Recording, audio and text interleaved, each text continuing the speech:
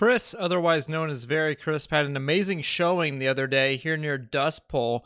This is a 1v3 that he has just outside the area in the open field. You can see that one of his players is already exiled right there. And then we have another of his players right here. Looks like he's still getting loot according to our minimap over here. But that's fine because Chris is actually a beast and he doesn't really care what his teammates are doing because he's just going to continue doing what he's doing. What he's doing right now is playing a nice little game of Splatoon. He's going to create what I call dividing lines. And what this does is it separates the enemy team. By the way, nice track to spare killing floor. Hits that air shot right there. Misses, but dashes in and then finishes off with a nice little Splatoon slap. Now, I want to point out here that he's running the Runic Fluency setup, the 2-2-2, which is Runic Fluency, Fervor, and Thirsty, or Recovery, whichever you're more comfortable with. Doesn't have that first talent unlocked. He never uses the Vanishing Mist, so I'm assuming he's still a level 1 Toxicologist. But you can see here that he's using his movement just enough with that legendary dash. Godsend, by the way. That he's able to keep up the movement and also just establish, again, those dividing lines, creating these degrees of separation between the enemy team, which is exactly what you want to do when you're in a 1v whatever situation. So he takes out the first one pretty quickly, and he's going to take out the second one right here. Notice he's getting burst down, but lays down the firewall to separate them further, finishes that off. Now keep in mind this puddle right here, because it's going to come back later. He's going to shake off the lightning, hit that, cause his opponent to back off from him because he has all the bursts, and then he's going to hit that last shot. And what that does, not only does he hit the fire, but you could see that green flame, he also hits the DF, the dragon fire, right after, and that's what really seals this out. You can see that his opponent has just over 34. I didn't actually see that little damage tick right there, but that's pretty nice anyway.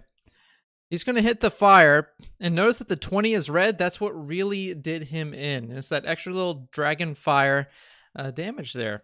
And that's an excellent 1v3. Notice his friend over here. You can barely see, it's a little pixelated, but his friend over here just goes for the res, knows that Chris has this all going. And a little bit of a different track than I would listen to whenever I'm playing Spellbreak, but whatever works for you, that's exactly what you want to do. So here's this one more time, lays down the Splatoon. The degree of separation happens right here whenever he goes behind the cover.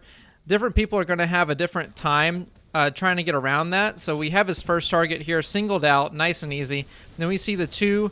Notice right here, just pointing it out one more time. If I can get to stay still. Where is it at? Right here. These two are separated by this lovely little rock right here. So he notices that this is kind of a more enclosed area, so he wants to focus this one down first initially, I would think.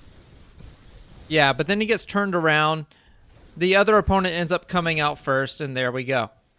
Now, what's really interesting is what this conduit's going to do. Not right here, but right after.